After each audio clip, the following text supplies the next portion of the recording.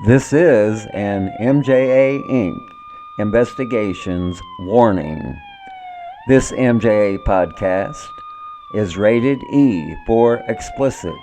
Some details of a case and language used on this podcast might be upsetting to some of our listeners. Listeners' discretion is advised. And for those who are still with us, kick back and enjoy the show.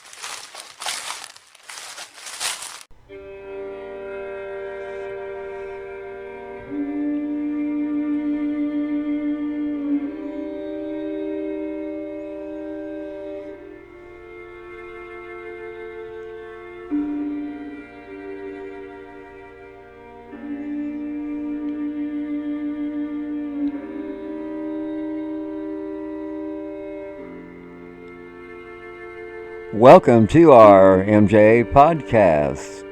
This series, Deep Into the Woods, Episode 15, Part 4, 8 Missing Female Cases. People, for whatever reason, vanishes without a trace every year with no end in sight. In 2021, the NCIC missing person files in the United States numbered 521,103. Those numbers have been broken down. Missing people under 21 years of age, 163,386 missing males, and 194,673 missing females. Missing people 21 years of age or over, 100,492 missing males, and 62,552 missing females. Good evening. My name is Mark, and I will be your host for tonight's show. Joining me later will be our amazing co-host, Olivia. We will profile 8 missing female cases covering 4 states. We are coming to you from Morrisonville, New York, located in the Adirondack Mountains near Lake Champlain. 8 female missing person cases. Case 1. On September 28, 1993, a 27-year-old white female, Kimberly Sue Turner, vanished without a trace from Ocean Springs, Mississippi. Case 2. On July 10, 1995, 21-year-old Angela Lynn Williams, a white female, vanished without a trace from Pass Christian, Mississippi. Case 3. On July 5, 1984, 19-year-old Kimberly LaWanda Carter, a black female, vanished without a trace from Kansas City, Missouri. Case 4. On January 24, 2006, 35-year-old Teresa Lynn Butler, a white female, disappeared without a trace from her residence in Risco, Missouri. Case 5. On February 1st, 1973, 24-year-old Sharon Hensley, a white female, vanished without a trace from Sulphur, Louisiana. Case 6. On August 14th or 15th of 1982, 21-year-old Janet Laundrie Bryce, a white female, vanished without a trace from East Baton Rouge, Louisiana. Case 7. On February 17, 1993, 24-year-old Tracy Michelle Samuels, a white female, vanished without a trace outside of her apartment in Glenpool, Oklahoma. Case 8. On October 23, 2004, 29-year-old Gail Yvonne Anderson, a white female, vanished without a trace from her home located in Duncan, Oklahoma. Let's take a pause for the cause, and when we return, Olivia will be on the line and we will profile 8 missing person cases. Be back in a moment.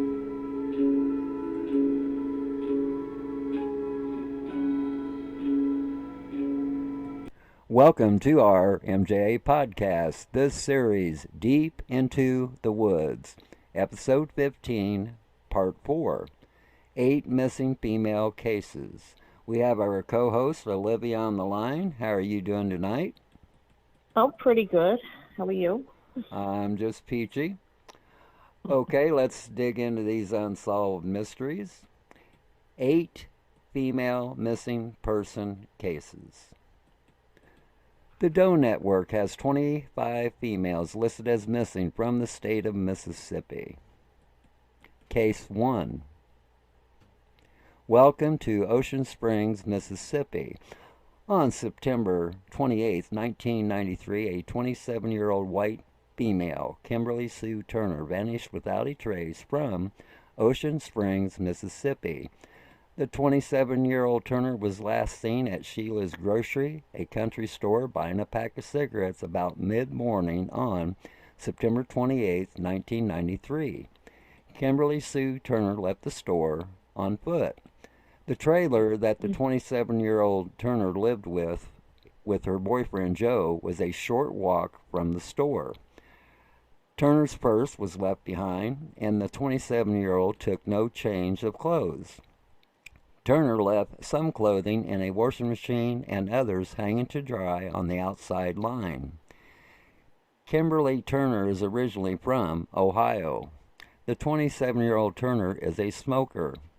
Turner's boyfriend Joe has been a suspect in her disappearance since the minute Joe reported her missing. But boyfriend Joe has never been charged in Turner's disappearance. Joe maintains his innocence and stated he misses Turner and wanted Turner to return.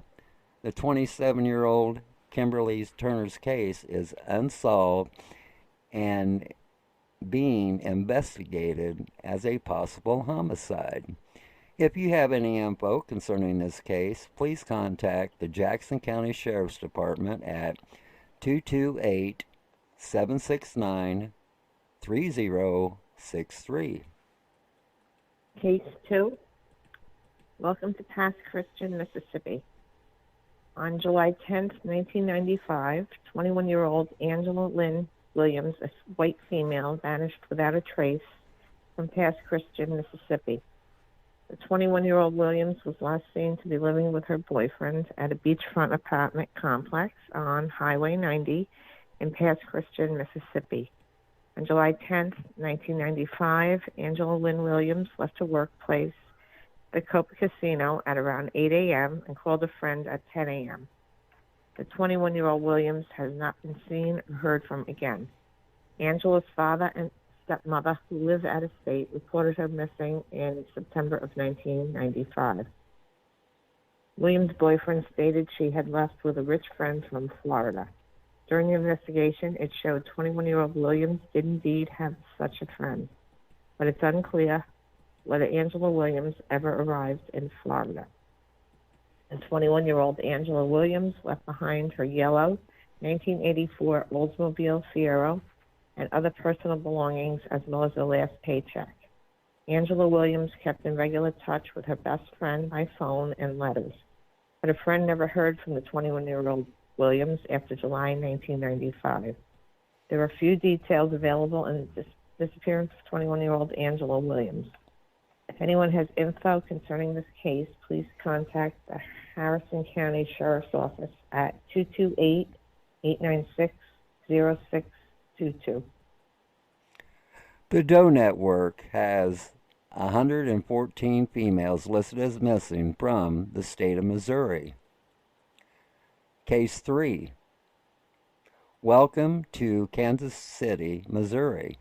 On July 5, 1984, 19-year-old Kimberly LaWanda Carter, a black female, vanished without a trace from Kansas City, Missouri. The 19-year-old Carter was last seen by her babysitter at around 6 p.m. in Kansas City, Missouri on July 5, 1984.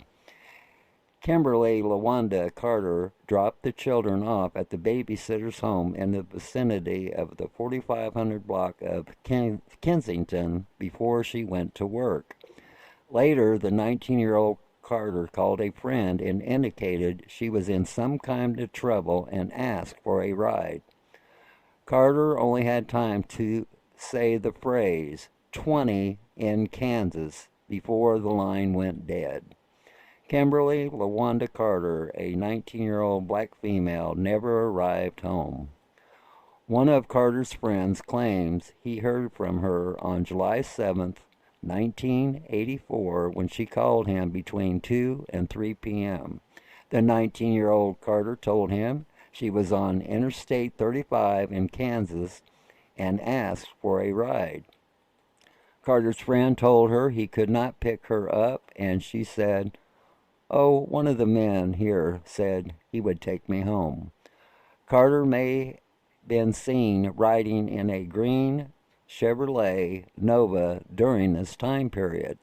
The 19-year-old Carter has not been heard from since July 7, 1984. At the time of Carter's disappearance, she was leading a high-risk lifestyle and had some unsavory acquaintances. Kimberly LaWanda Carter's family believes she met with foul play, and it is uncharacteristic of Carter to abandon her children. Kimberly LaWanda Carter's case remains unsolved. If you have any info concerning this case, please contact the Kansas City Police Department at 816-234-5136. Case 4. Welcome to Risco, Missouri. On January 24th, 2006, 35-year-old Teresa Lynn Butler, a white female, disappeared without a trace from her residence in Risco, Missouri.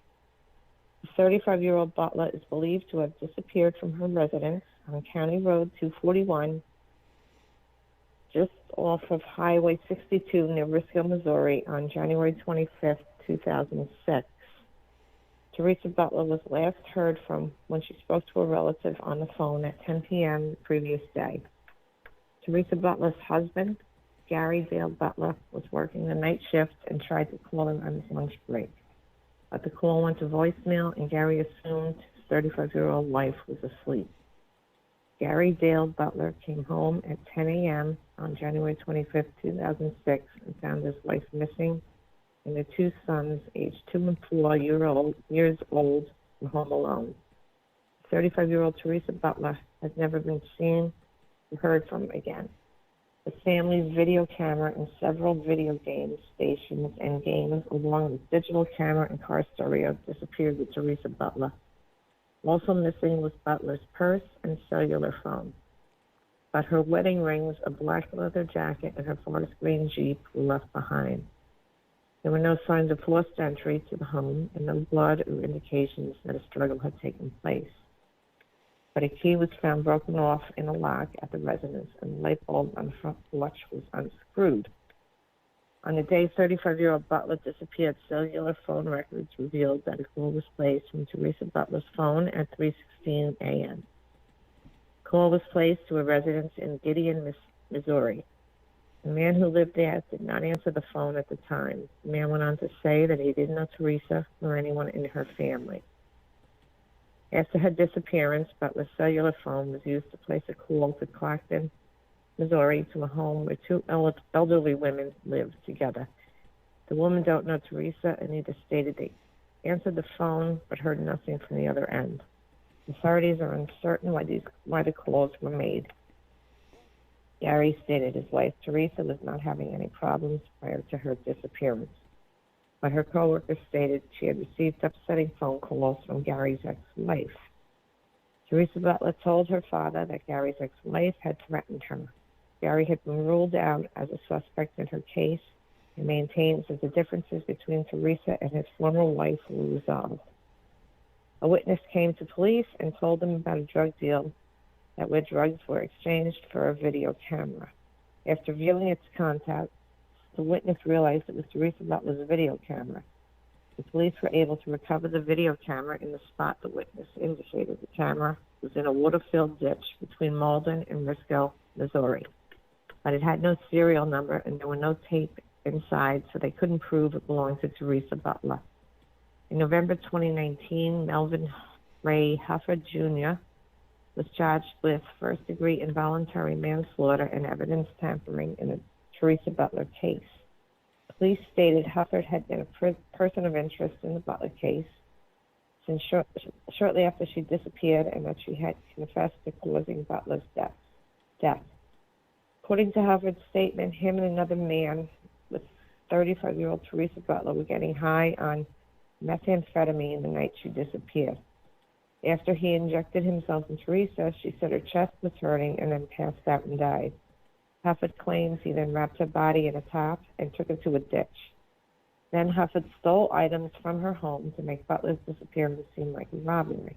Later, Hufford took Butler's body to the father's old abandoned house and hid it under a sink cabinet for a few years while he was in prison. After his release, Hufford burned Butler's remains while crushing the remaining bones and dumped them in a ditch. Hufford's father stated he had seen Teresa's body under the sink but hadn't touched it. Hufford is awaiting trial in Teresa Butler's death. Melvin Ray Hufford Jr. has an extensive felony record, including drug offenses, and has served 6 prison sentences since 1997. Investigators don't believe the second man Hufford implicated in Teresa's death was actually involved in her case, and they don't anticipate making any further arrests. I have a hard time believing Hufford's story for many reasons. 35-year-old Teresa Butler had no history of instability or leaving without warning, and it would be uncharacteristic of her to leave her children unattended. The 35-year-old Butler was employed in the photo department of Walmart in Dexter, Missouri at the time of her disappearance. Butler was scheduled to work at noon on the day she went missing but never showed up. Foul play is suspected in Teresa Butler's disappearance due to the circumstances involved. If you have any info concerning this case, please call the New Madrid County Sheriff's Office at 573-748-2516. Let's take a pause for the cause, and when we return, Olivia and I will profile 4 more missing female cases. Be back in a moment.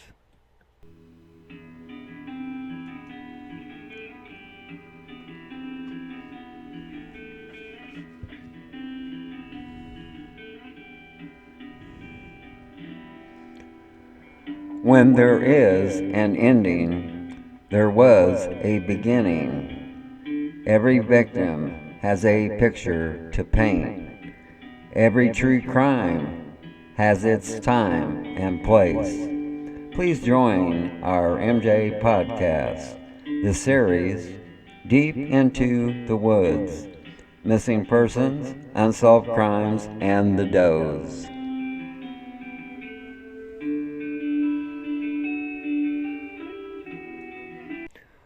Welcome back to our MJ podcast, this series, Deep into the Woods, episode 15, part 4, 8 missing female cases. The Doe Network has 75 females listed as missing from the state of Louisiana. Case 5.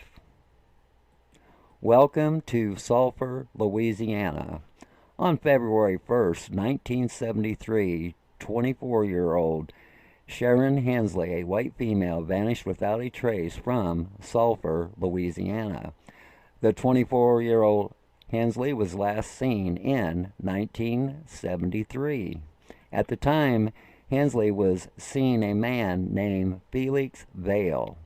Felix Vale was the last known person to see three other women alive who turned up dead. Vale's wife, Mary Horton Vale, who drowned on October 28, 1962. Vale's girlfriend, Sharon Hensley, who disappeared in 1973. Vale's wife, Annette Carver Vale, who disappeared in October of 1984. Felix told Sharon's family he last saw her in Key West when she hopped on a boat with an Australian couple to sail around the world. In 1970, police in California arrested Vale for LSD possession and contributing to the delinquency of a minor. Vale's 8-year-old son told police he overheard his father say to his girlfriend that he had killed Mary, his first wife, and the mother of his son. That girlfriend Vale confessed to was 24-year-old Hensley. Vale blamed Hensley for his arrest. Sharon Hensley, a 24-year-old white female, is presumed dead.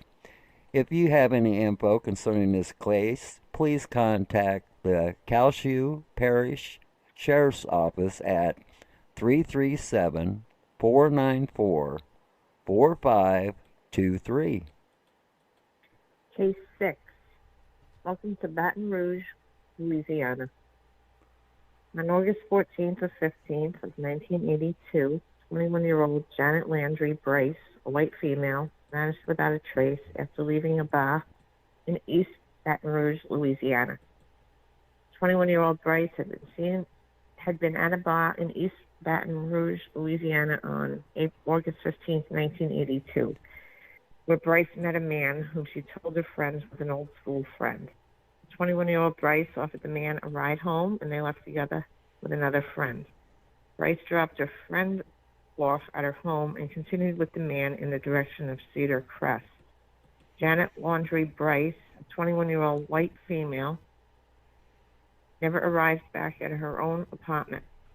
Bryce's Ford Galaxy 500 was found near Bel Air High School in East Baton Rouge a few weeks after her disappearance. Keys had been left in the car, and different people in the neighborhood had been driving it. There was no sign of Bryce in the car, and 21-year-old had never been heard from again. The old school friend who accompanied Janet Bryce at the time of her disappearance has never been identified.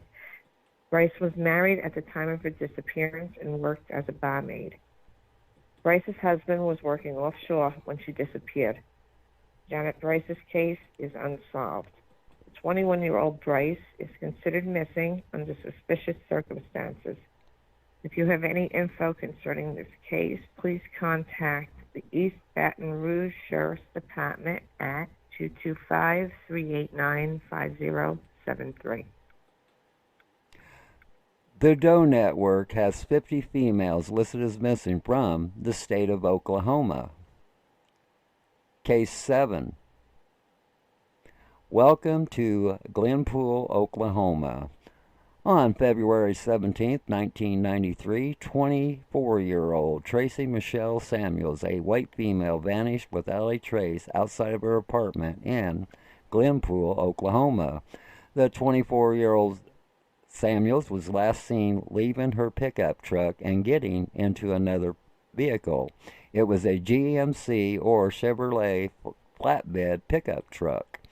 This took place outside her apartment at Cherry Hill Apartment Complex in Tulsa and Glenpool, Oklahoma on February 17, 1993. The 24-year-old Samuels appeared reluctant to get into the vehicle. The truck was driven by an unidentified white male with brown hair and a mustache, and he was wearing a baseball cap. The male drove away after Samuels got inside the truck.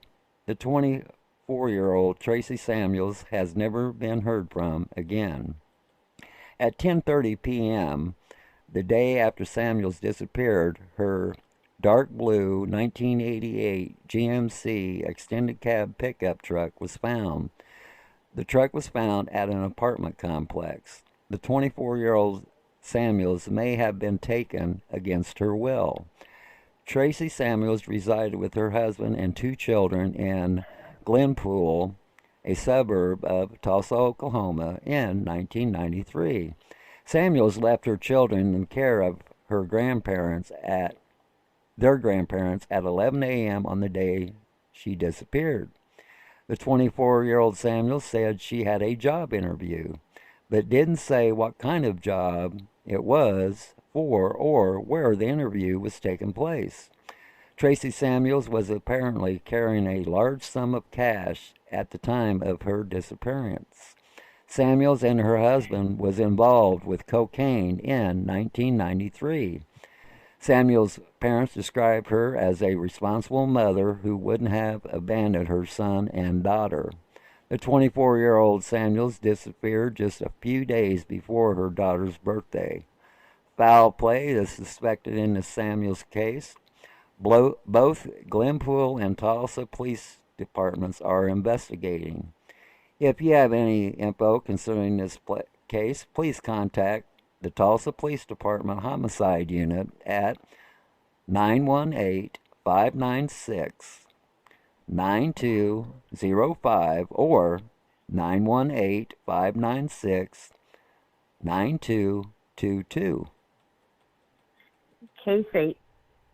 Welcome to Duncan, Oklahoma.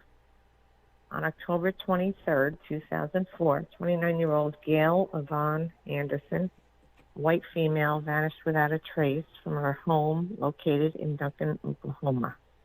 The 29-year-old Anderson was last seen in the evening hours of October 23, 2004, at her home in Duncan, Oklahoma. Anderson had borrowed a car from a friend so she could make a weekend visit to her mother in Geronimo, Oklahoma. The 29-year-old Anderson was staying with a boyfriend at the time of her disappearance. Boyfriend said he was taking a shower while Anderson packed her belongings. When he got out of the shower, the 29-year-old Anderson was gone. Gail Yvonne Anderson left her purse and bag behind at her boyfriend's home. The car that Anderson borrowed was left in the driveway. All the keys were never found. 29-year-old Anderson, a white female, has never been heard from again. Since Anderson's disappearance, her family has moved away from the area. There are few details available in the Anderson case, but foul play is suspected. If you have any info concerning this case, please contact the Duncan Police Department at 580-251-7612. Okay, Olivia, is there anything you would like to add to these cases? It seems like a lot of these women disappeared like into thin air. You know, they were in relationships, most of them. Some were married, and Oklahoma and Missouri. I didn't think this kind of stuff happened there, but I guess it's all over. The disappearances. Yeah, I believe Missouri has 114 missing females listed. And so, yeah, there's a slight problem in Missouri.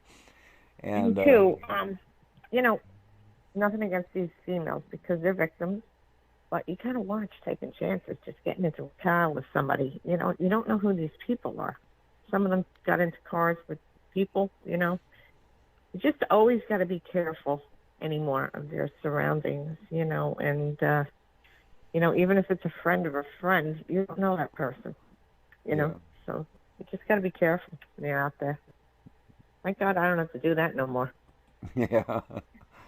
I'm old. Okay, I'd like to give a special thanks to Olivia for being on the show tonight. A very special thanks to our viewers and listeners, for y'all have been so kind. I have a quote for you all. Never let your sense of morals prevent you from doing what is right. Author unknown.